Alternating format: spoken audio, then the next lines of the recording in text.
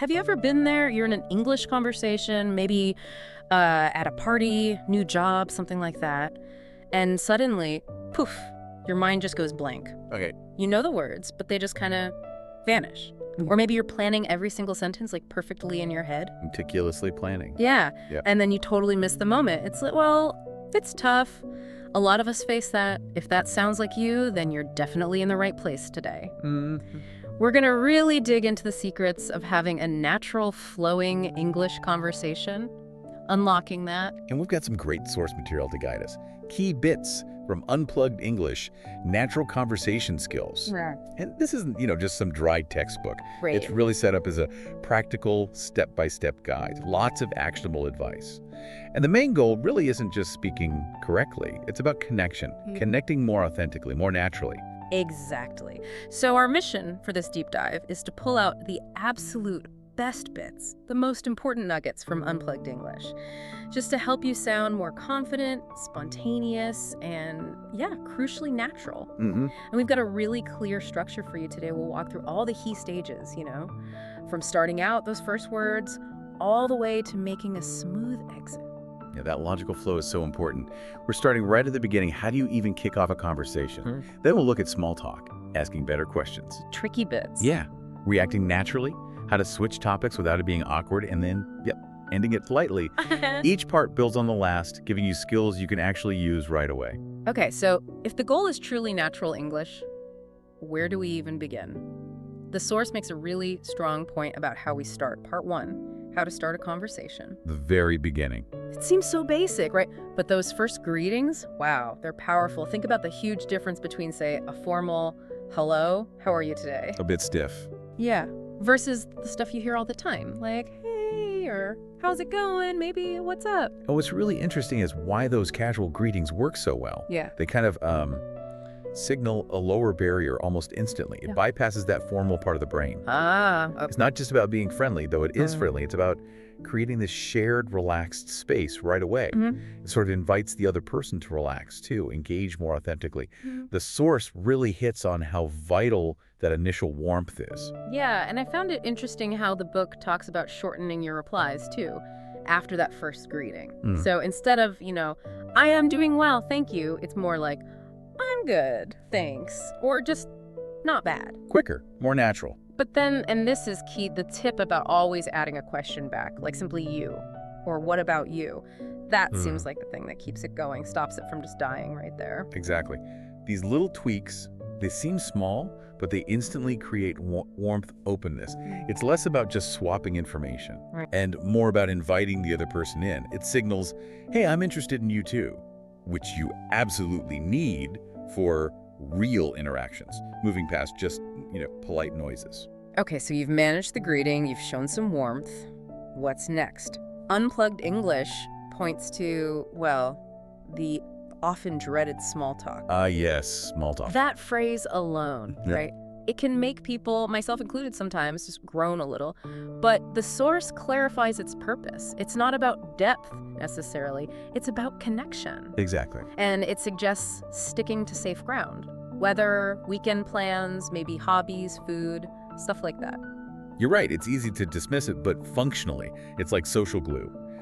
Linguists might call it phatic communication. It's low stakes, finding common ground without any pressure. Phatic, okay. Yeah. And the source gives some really good starter questions for this. Things like, did you do anything fun this weekend? Or, the classic, it's really hot today, isn't it? Can't go wrong with the weather. Never. Or even, I love your shirt, where'd you get it? Or maybe, tried any good food lately? Simple stuff. And what's brilliant is how these little exchanges show that you're actually listening, you're engaged. Like, let's use their banana bread example. Someone says, oh, I baked some banana bread this weekend. Okay. A natural reply isn't just, okay, it's more like, oh, nice, I love banana bread, homemade. It's just a small, friendly nudge for them to share a bit more. No pressure. That's spot on. These little phrases, they're like stepping stones in the conversation. They invite the other person to share just a little bit, building that rapport without making it feel like an interrogation. It shows you're listening, you're interested. Right, not trying to dig for secrets. Yeah. Okay, so if small talk is maybe the appetizer, Right. then good questions. They're kind of the main course, right? Good analogy. Yeah. That brings us to part 3, asking better questions. And the source really hammers home one key idea here. Using open-ended questions. What's the big deal with those? Why do they matter so much? Well, it's really about the mechanics of conversation. An open-ended question is designed so you can't just answer yes or no. It kind of forces, well, it encourages a more detailed reply. Opens the door. Exactly. Yeah. Like asking, do you like music? That's closed. It could be a dead end. Yes. No. Conversation over. Right. But asking, what kind of music do you like? Boom. That opens it right up. They have to give you something more personal, more detailed. You learn something. Yeah, definitely. And Unplugged English actually gives us 5 really solid, open-ended questions to, like, keep in our back pocket, perfect for networking or just meeting someone new. Oh, yeah? Like what? Things like, what do you usually do after work? Where's your favorite place to relax? What kind of movies are you into? What's your typical morning like? And how did you get into that hobby? They feel really useful. Those are great. They invite stories, not just facts. And another useful thing the source mentions are those little filler phrases, for when you're not sure what to say next. Yeah, the lifesavers. Totally. Things like, that's interesting. Or, oh, really? I didn't know that. Or even just, tell me more. They aren't just ways to stall, though they help with that. Yeah. They actually signal you're listening, you're engaged, and they keep the conversation moving without you having to immediately come up with the perfect next question. They buy you thinking time, but productively. Okay, good tip. Now, this next one feels really important. Part 4, reacting and sounding natural. This is huge, right? It's not just about what you say back, but how you react. Not like a robot reading a script. Exactly. It's about showing genuine human reaction. So what does that actually look like? Well, it looks like what people actually say in real life. Right. The source gives brilliant examples. No way. Seriously, that's cool. You're kidding. Or something bad happened, maybe, ugh, that sucks. Yeah, showing some feeling. Precisely. And the crucial part is using your tone, your emotion. You have to say it like you mean it. Because that authenticity, it actually triggers a response in the other person. It validates their feelings, builds that empathetic connection. It's powerful stuff. So back at our imaginary networking event, someone says, I finally landed that big client. You don't just go, okay. Please don't just say okay. Right. You'd be like, no way, that's awesome, congratulations. Or if we say, ugh, my flight got delayed 5 hours, you wouldn't just nod. No, you'd say something like, oh man, seriously, that sucks, 5 hours. You engage with the emotion of it. Got it. It's about really connecting, not just processing the words. Absolutely. That emotional authenticity, that's what makes a conversation feel alive. It makes the other person feel truly heard, understood. That's fundamental for good dialogue. It takes it way beyond just swapping facts. Okay. So we're chatting, we've asked good questions, reacted naturally, but maybe the topic's kind of fizzling out or something new just popped into your head. How do you switch gears smoothly? That's part 5, transitioning between topics. Oh, the graceful pivot. Exactly. The source says transitions are basically your best friends for this. They really are. They're crucial for keeping the flow smooth. They stop those really awkward, abrupt shifts that make conversations feel clunky. Yeah, clunky's a good word. And the source gives specific phrases, like little signposts. By the way, speaking of that, that reminds me. Or maybe, before I forget. These feel like little conversational superpowers, actually. Sticking with our event scenario. Say you're talking about a project and someone mentions working from home. Okay. You could smoothly shift by saying, oh, speaking of work, have you heard about that new co-working space downtown? It connects but moves it along. Perfect transition. Or another example from the source. Yeah.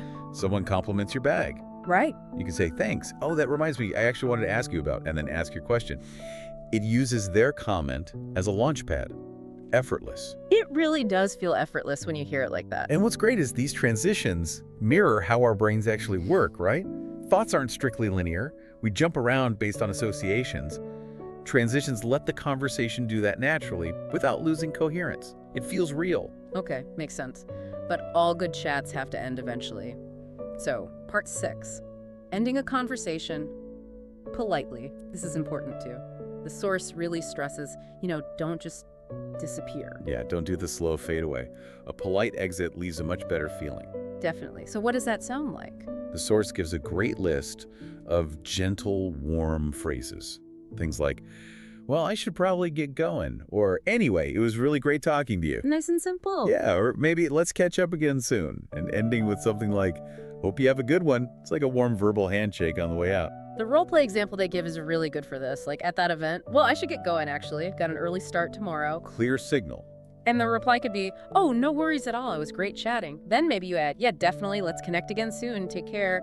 It just feels warm, natural, but clearly signals you're wrapping up. Exactly. And that graceful exit, it doesn't just leave a good final impression. It kind of keeps the door open for next time. Makes the next conversation easier to start because you ended the last one well. It's all part of building that connection. Right, it all links together. Okay, so now for the grand finale. We've broken down all these pieces, right? Greetings, small talk, questions, reactions, transitions, exits. All the building blocks. And part 7 is where we see them all working together. The full 2-minute example dialogue. The source calls it a masterclass in keeping it real. And it really shows that synergy. How all those elements we talked about, the casual start, the easy small talk, the open questions, the natural reactions, the smooth transitions, how they all weave together. It's not just using one technique at a time. Yeah, you can really feel the flow in that example dialogue. It goes from a simple, hey, how's it going, to talking about a weekend thing, then shifts smoothly to work, then even to a TV show. Effortlessly. It really shows how these tips work in a real, live situation. It's not rigid at all. It adapts, it flows. And that, I think, is the biggest takeaway from seeing the full example. Fluency in conversation, that natural feel. It's not about memorizing scripts. Definitely not. It's about having these skills, these sort of chunks of language and interaction patterns, and adapting them to the moment, to the person you're with. The example is like a blueprint for that natural interaction, not a script to be followed word for word. That perfectly wraps up our deep dive into holding a natural English conversation. And the core message, like the source says, isn't about perfection at all. No, not at all. It's about relaxing, keeping it real, as they put it, focusing on that connection. And remember, just knowing this stuff is one thing. Applying it is where the magic happens. So we really encourage you, practice these chunks. Say the greetings out loud. Try the small talk starters. Experiment with open questions. Practice those natural reactions. Maybe in low-stakes situations first. Exactly. Try them out. The more you use them, the more natural they'll become, and honestly, the more confident you'll feel using them. It really is a journey, isn't it? Moving from just understanding this stuff to actually feeling confident using it in real life, building that confidence one natural chat at a time. So here's something to think about. How will you take just one of these ideas, one of these actionable nuggets we talked about, and use it in your very next English conversation? What small step can you take today to make that next chat feel just a little bit more natural, a little less hesitant?